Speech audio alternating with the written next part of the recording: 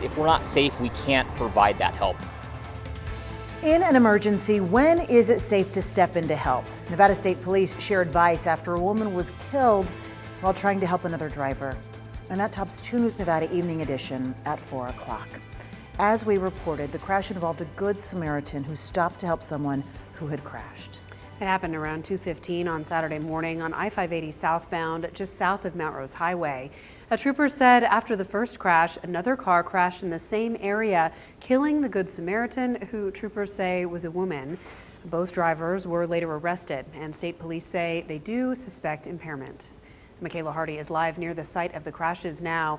And Makayla, what are state troopers saying about deciding whether to stop to help someone after a crash?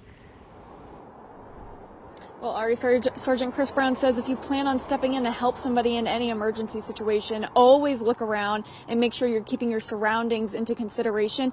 And also, if it's on a road, a freeway, a highway, whatever it is, never assume a driver can see you.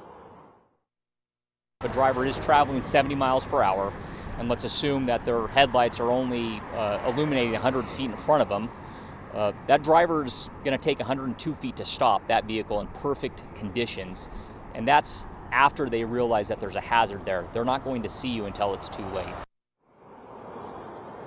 Brown says he's not discouraging people from helping others. However, it is extremely important you are prioritizing your own safety. He tells us first responder vehicles get hit all the time by drivers who aren't paying attention when responding to a crash. So if you come across a crash and aren't able to provide aid yourself, then just call 911 or even try to illuminate the crash.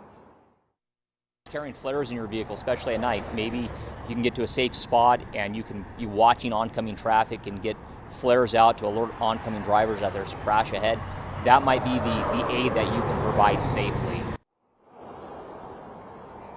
And at the end of the day, Brown says it's up to you to decide whether you want to risk your safety or not to help people out. Just make sure you know the exact risks that you are willing to take. Covering the story live along Mount Rose Highway, Makayla Hardy, 2 News.